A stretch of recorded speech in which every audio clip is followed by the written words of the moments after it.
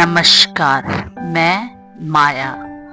आज हम नींद की श्रृंखला को आगे बढ़ाते हुए सुनेंगे कहानी अजनबी। शिवम शिवानी के प्रति एक अजीब सा खिंचाव महसूस करने लगा।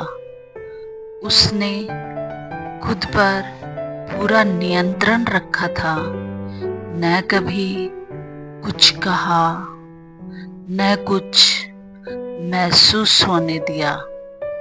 पर रात को बिस्तर पर लेटते ही वह जागी मूंदी आंखों के समक्ष साकार हो उठती थी और बहुत चाह कर भी वह उस छवि को अपने मस्तिष्क से दूर न कर पाता। कुछ अजब सी उलझन में थे शिवम। उन दिनों उच्च जीवन मूल्यों वाले संस्कार युक्त परिवार में पले बढ़े शिवम को अपने आसपास की दुनिया बहुत विचित्र लगती थी। सहपाठियों की बातें, उनका व्यवहार अचंभित कर जाता था। उस समय की पीढ़ी जो आजकल पुराने विचारों वाली कहलाती है, वही तब उन्हें बहुत आधुनिक लगती थी। माँ बाबूजी देहात छोड़कर शहर में आ बसे थे ताकि बच्चों को अच्छी शिक्षा दिला सके। बच्चे सब होनहार निकले, अपने माता पिता की आकांक्षाओं पर खरे उतरे। उन्होंने भी उनकी तरह उच्च विचार रखे, संस्कारी रहे। फिर भी घर का वातावरण सीधा सरल बना रहा। काम के प्रति निष्ठा, सत्य बोलना संस्कारों की ही विरासत मिली थी शिवम और उसके भाई बहनों को। ऐसे संस्कारी व्यक्ति को भी एक आम बीमारी लग गई, और वो बीमारी आप समझ सकते हो। वो बीमारी थी प्यार की।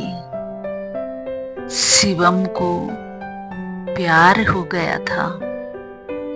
वह भी अपनी ही छात्रा से। वह अपने मन की बात कहे तो किससे कहे, यही उलझन थी। शिवम का प्यार उस सैलाब की तरह भी तो नहीं उमड़ा था जो सीमाएं तोड़ते या सीमाओं को नकारता हुआ आगे बढ़ जाए। ऐसा प्यार तो अपना ढिंढोरा खुद ही पीट लेता है। किसी के कहने सुनने की जरूरत ही नहीं पड़ती। लेकिन शिवम का प्यार तो एक सुगंधित पुष्प की तरह था। उस फूल की खुशबू सिर्फ उसी को सम्मोहित कर रही थी और कोई नहीं जानता था। खुद शिवानी को भी इसका एहसास नहीं था। जाने भी कैसे। शिवम उसे बताए तभी तो वो जान पाती, क्योंकि वो रही शिवम की छात्रा। हुआ ऐसे कि शिवम ने एमए कर ली थी। आगे पीएचडी करने की चाहत भी थी ताकि किसी कॉलेज में प्रोफेसर का पद पा सके, परंतु वह अपने माता पिता पर बोझ नहीं बनना चाहता था। घर में एक छोटा भाई वह बहन भी थे। उनके प्रति माता पिता की जिम्मेवारियां अभी बाकी थी। शिवम ने तय किया कि वह नौकरी करके चाहे घर में कुछ आर्थिक सहायता न करे, पर अपना खर्च तो निकाल ही सकता है। अतः उसने अपनी पीएचडी की पढ़ाई के साथ साथ सायकाल ट्यूशन पढ़ाने की ठानी। उसने अंग्रेजी साहित्य में एमए की थी और मध्य प्रदेश के उस छोटे से शहर में अंग्रेजी पढ़ाने वालों की खूब मांग थी।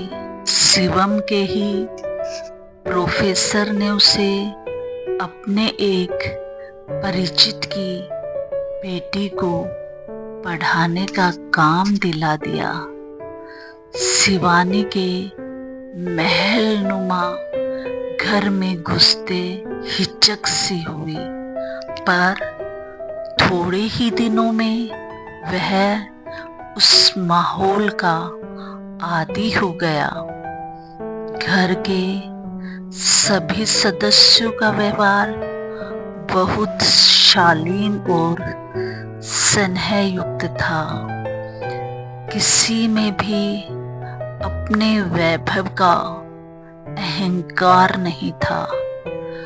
कारण था उन सब का स्वस्थ और संस्कारी दृष्टिकोण। शिवानी से 10 साल बड़े भाई शशांक की अधिकांश शिक्षा मुंबई में हुई थी। उसका विवाह हो चुका था और अब वह पारिवारिक व्यवसाय संभाल रहा था। शिवानी की शिक्षा चूंकि उसी शहर के आसपास के स्कूलों में हो पाई थी, इसलिए उसे अब कॉलेज में अंग्रेजी को लेकर थोड़ी दिक्कत आ रही थी। इसके अलावा माता पिता को लगा कि अंग्रेजी का अच्छा ज्ञान न होने पर उसका रिश्ता किसी बड़े शहर के आधुनिक परिवार में संभव न हो पाएगा। अतः शिवम को उसे पढ़ाने की जिम्मेदारी सौंप दी गई। अब तक जिन लड़कियों से भी शिवम का परिचय हुआ था, उन सब से शिवानी एकदम अलग थी। मासूम और बिल्कुल भोली। उसका यही सरल स्वभाव उसके चेहरे को अनोखी पहचान देता था, जो बरबसी उसकी ओर शिवम का मन आकर्षित कर रही थी। कुछ महीने पढ़ाने के बाद शिवम शिवानी के प्रति एक अजीब सा खिंचाव महसूस करने लगा।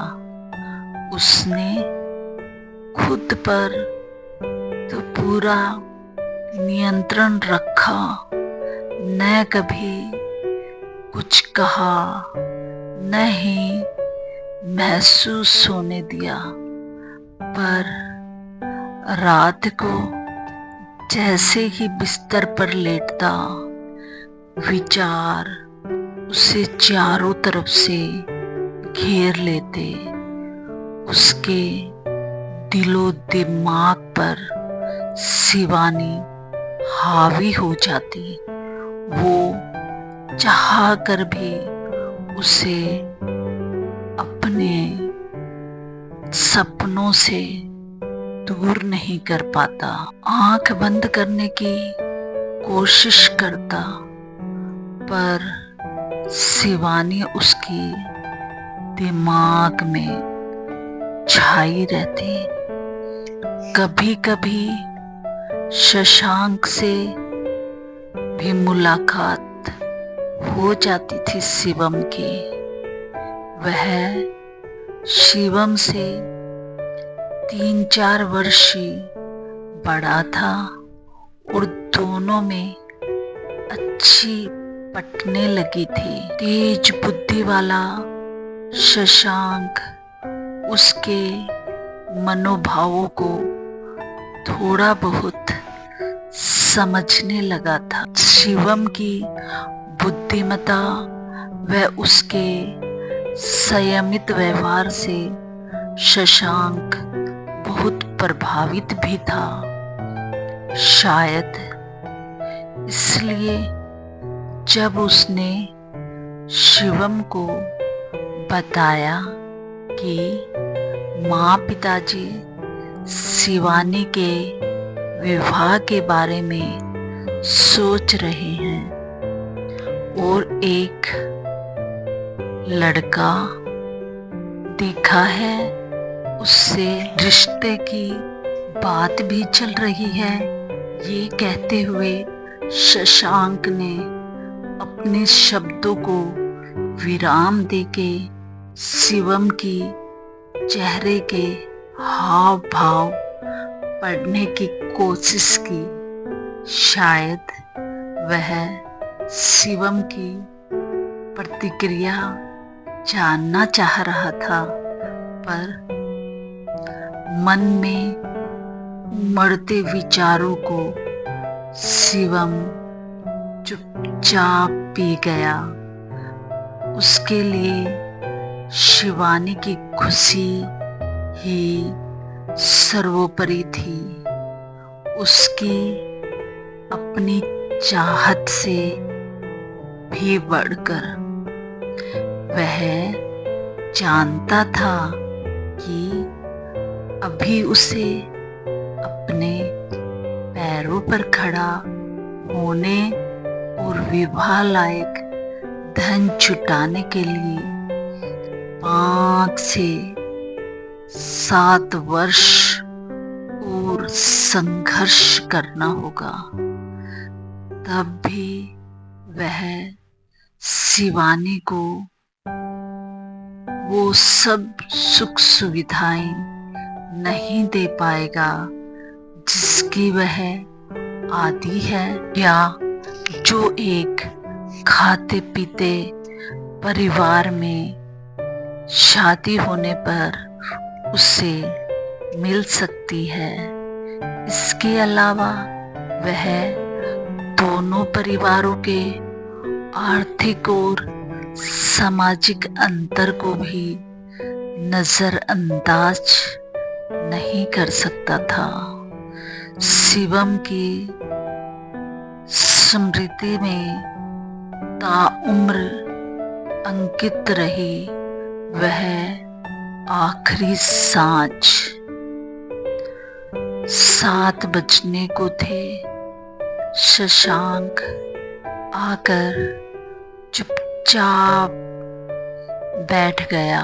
उसने जैसे ही पढ़ाना समाप्त किया तो शशांक ने बताया कि शिवानी का रिश्ता तय हो चुका है और अगले रविवार को सगाई की रस्म है, जिसके लिए उसे कुछ खरीदारी करनी होगी, अतः वह आगे और नहीं बढ़ पाएगी। या जो एक खाते पीते परिवार में शादी होने पर उसे मिल सकती है, इसके अलावा वह दोनों परिवारों के आर्थिक और सामाजिक अंतर को भी नजरअंदाज नहीं कर सकता था। शिवम की स्मृति में ताउम्र अंकित रही वह आखिरी सांझ। 7 बजने को थे। शशांक आकर चुपचाप बैठ गया। उसने जैसे ही पढ़ाना समाप्त किया तो शशांक ने बताया कि शिवानी का रिश्ता तय हो चुका है और अगले रविवार को सगाई की रस्म है, जिसके लिए उसे कुछ खरीदारी करनी होगी, अतः वह आगे और नहीं पढ़ पाएगी। यह सुनते ही शिवम एकदम टूट सा गया था। उसके चेहरे का रंग पीला पड़ गया, पर क्या कर सकता था।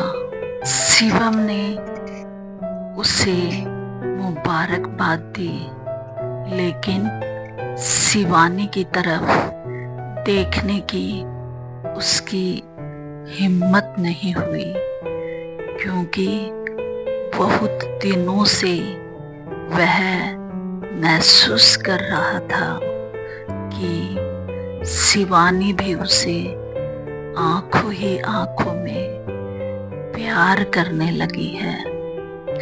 जब उन दोनों की आंखें मिलती तो उसे लगता कि वो बोलने वाली है कि मैं तुम्हारे बिना नहीं रह सकती, लेकिन क्या किया जाए। शिवम गर्दन झुका के घर से बाहर आ गया था। इन बातों को लगभग 40 वर्ष गुजर चुके। शिवानी की बेटी का विवाह हो चुका और तो और वह नानी भी बन चुकी, पर कुछ यादें आज भी यूं ही अंकित हैं, मानो पत्थर पर खुदे ऐतिहासिक शिलालेख हों। पहली बार मन में प्यार की कोपल फूटी थी, परिचित नहीं थी वह, पर एक विचित्र सा एहसास था। लगता था एक प्यारी सी लहर तन मन को छूकर निकल गई हो। शिवानी जब भी उदास होती, हताश होती, ऊर्जा पाने के लिए उसी बीते कल में पहुंच जाती थी। बेटी की शादी के बाद से तो और भी अकेली पड़ गई थी। वह प्राय खुद से ही बातें करती रहती। जमाना कितना बदल गया है, कितनी समझदार है आज की पीढ़ी। अपने फैसले लेने में सक्षम है, अपने हकों के बारे में सचेत है। और एक मैं थी कितनी नादान, सच कहूँ तो मैं बेवकूफ ही थी। उस समय के मापदंड से भी विवाह होने तक भी यही समझती रही कि विवाहित स्त्रियां बहुत से जेवर पहन लेती हैं तभी उनके बच्चे हो जाते हैं। सरल हृदय माँ ने कुछ बताया ही नहीं था। तब ऐसा प्रचलन भी नहीं था। इसी सादगी में एकदम आदर्श जीवन जीने का प्रयत्न किया। वह मुझे पढ़ाने आते थे, झा अंकल के परिचित थे, सो पिताजी ने बिना झिझक उन्हें मुझे पढ़ाने के लिए हामी भर दी। बहुत वसूलों वाले थे। शिवम सर अन्य युवकों से एकदम अलग, नैतिकता कूट कूट कर भरी हुई थी। 2 वर्षों में बहुत करीब से जाना उन्हें और वह मन को भाने लगे थे। उनके कारण पढ़ने में भी रुचि आने लगी थी। जाने क्यों, मन को विश्वास था मैं भी उन्हें अच्छी लगती होंगी, पर नहीं, किसी ने कुछ भी नहीं कहा। न मैंने और ना ही शिवम सर ने, एक बार भी नहीं। बिना शब्दों में बांधे तो बहुत कुछ सुन समझ कह लिया जाता है, पर उस निःशब्द प्यार को हम कोई बंधन में नहीं बांध पाए। माँ पिताजी ने यहाँ मेरी शादी तय कर दी। कुछ नहीं कह पाई, हिम्मत भी नहीं जुटा पाई। कहती भी तो मानते नहीं। पिताजी को अपने वैभव पर गर्व भले ही कभी नहीं रहा, पर मुझे सुखद जीवन व भविष्य की उन्हें चिंता थी। ऐसे दामाद को छोड़कर मात्र अम्मे पढ़े एक बेरोजगार युवक से अपनी बेटी का विवाह करने की बात पर कभी राजी न होते। शादी के बाद जीवन साथी सिर्फ अपने ही हित की सोचे, केवल अपनी ही इच्छाओं, जरूरतों व सुविधाओं का ख्याल हो उसे, तो कैसा जीवन साथी। पुरुष रूप में पैदा होने के कारण शक्ति और अधिकार सब तो जन्म से ही मिलते हैं उन्हें। मन की उलझन और परेशानियों को वो कहाँ बांट सकते हैं। जब बुखार से तपती रहूं तब भी पल भर पास खड़े होकर कोई हालचाल पूछ ले, इतनी भी उम्मीद नहीं। दुख तकलीफ में नितांत अकेली पड़ जाती हूँ मैं। खासकर बिटिया की शादी के बाद से। खैर, जिंदगी तो गुजर ही रही है, गुजर ही गई समझो। अगर जिंदा रहना है तो बहुत कुछ है, यह मान लिया जाए।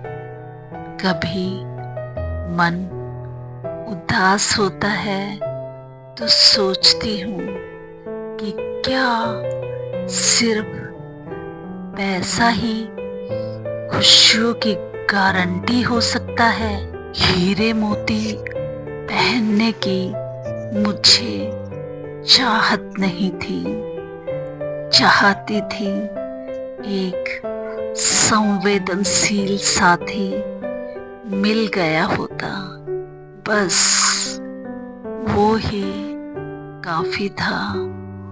आज भी भूल नहीं पाई शिवम को शिवानी। पति जब भी कोई कड़वी बात कह देते, जब कभी वह खुद को अकेला महसूस करती तो शिवम को याद कर अपना मनोबल बढ़ा लेती।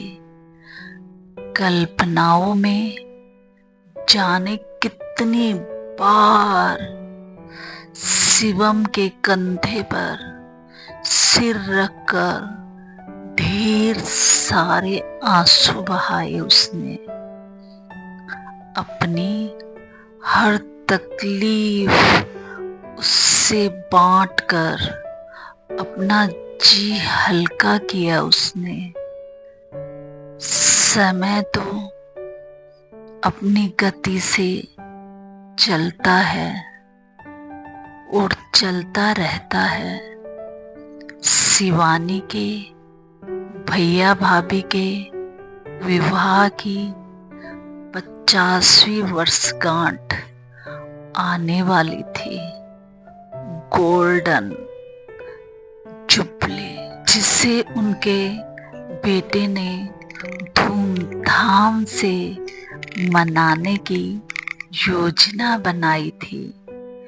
पिता तो बेवक्त चल बसे थे और माँ भी चली गई थी, पर भाई भाभी ने कभी शिवानी को माँ बाप की कमी महसूस नहीं होने दी। भैया के लिए आज भी वह प्यारी सी छोटी बहना है, उससे भी इंतजार है आने वाले उत्सव में शामिल होने का। पति काम के बहाने जाने से टाल गए और बिटिया दामाद भी दूर की पोस्टिंग पर है, अतः वह अकेली ही पहुंची भाई के घर। पार्टी अपने पूरे सबाब पर थी। वह सारे नाते रिश्तेदारों से मिल चुकी थी। भाई के मित्र भी बारी बारी से अभिवादन कर गए। उनमें ज्यादातर नए थे, जिनसे वह नाममात्र ही परिचित थी। बहुत बोलने वाली तो वह वैसे भी कभी नहीं रही, अतः सबसे मिल मिलाकर वह एक कोने की मेज पर जा बैठी। भैया से उससे पता चला कि आज के उत्सव में शिवम भी आने वाला है और वह उनसे मिलने की अनुभूति को अंदर ही अंदर महसूस कर रही थी। एकांत में बैठकर उसे चित्रार्थ कर रही थी। उसकी दृष्टि मुख्य द्वार पर ही टिकी हुई थी, ताकि वह शिवम के भीतर आते ही उसे देख सके और एक पल भी व्यर्थ न जाने दे। वह जानती है अब वह बहुत बदल चुका होगा, पर कुछ भी हो वह उन्हें पहचान लेगी। यादों में सदैव ही तो शिवम सर उसके साथ रहते हैं। स्टेज पर कुछ कलाकार पुरानी फिल्मों के गीत हल्के स्वर में गा रहे थे, जो उस समय 40-50 वर्ष पूर्व के काल में गाए जाते थे। और शिवानी भी अपनी तमाम बीमारियों और दर्द को भूलकर अपने ख्यालों में उसी यौवन के द्वार पर आकर खड़ी थी। आज वह अपनी यादों के साथ अकेली ही रहना चाहती थी। उस समय में पहुंच चुकी थी जब यौवन ने नई नई दस्तक दी थी। दुनिया एकाएक खूबसूरत लगने लगी थी। पूरे परिवार का स्नेह पाती थी वह, पर उसे शाम का 1 घंटा बहुत ही अजीज लगता था, जब सर उसे पढ़ाने आते थे। धीरे धीरे उसके मुख से सर कहना भी छूटता जा रहा था।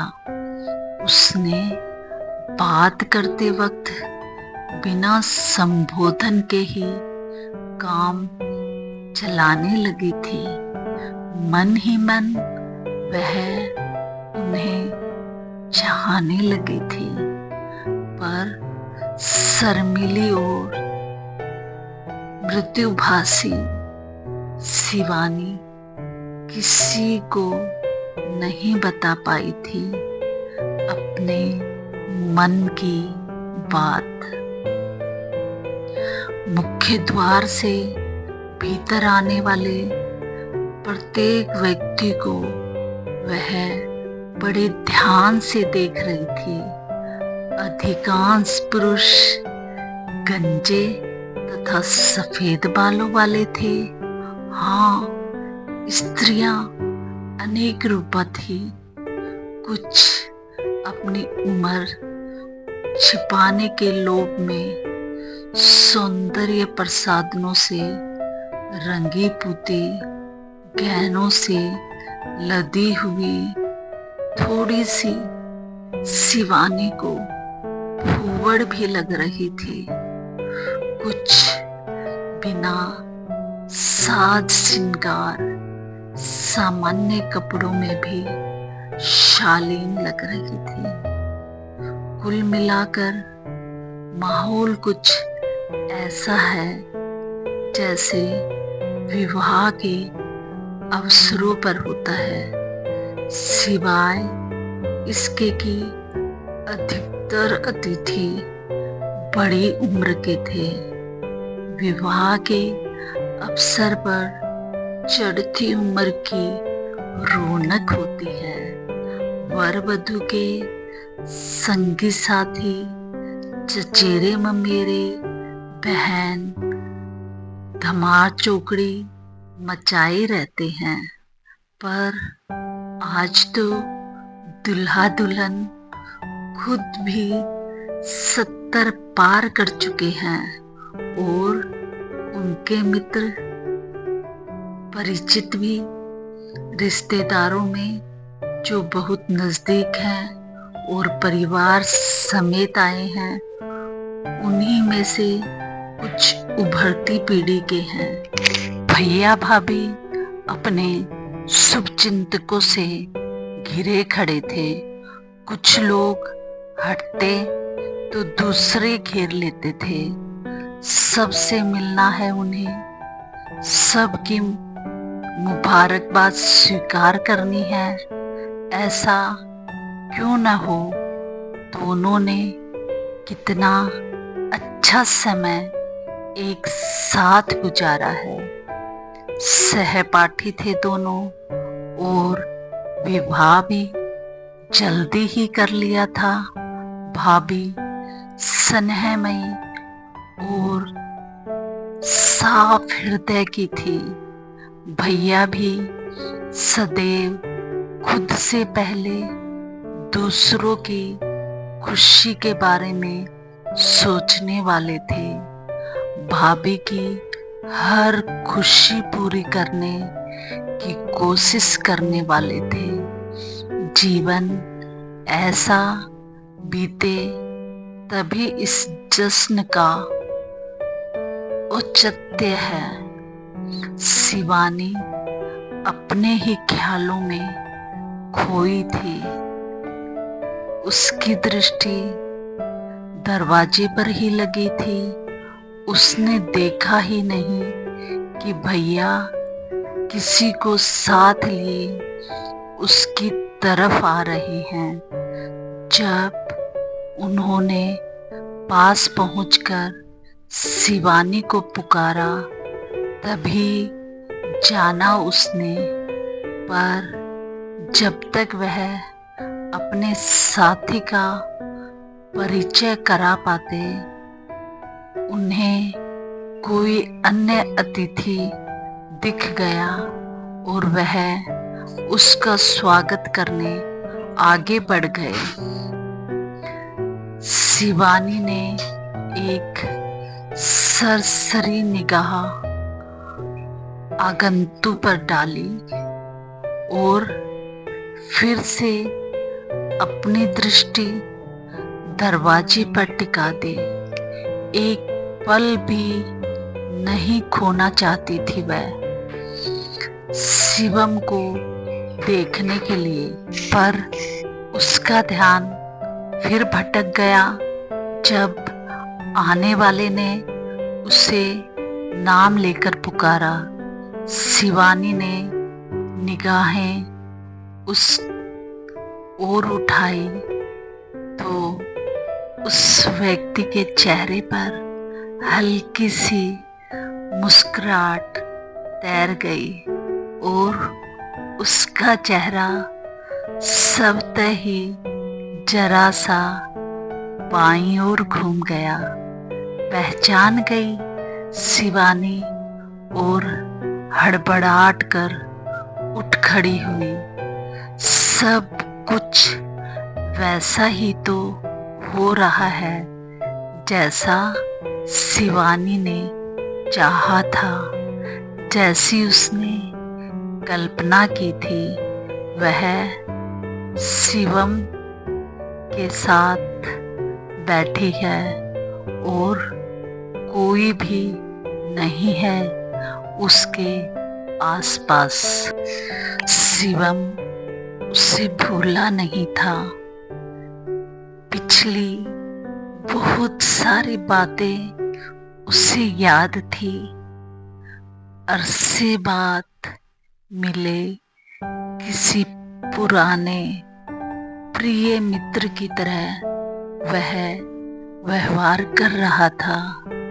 उसने शिवानी के घर परिवार का हालचाल जानना चाहा, पर न जाने क्यों शिवानी ने बहुत औपचारिक रूप से उसे संक्षिप्त में सभी बातों का जवाब दिया।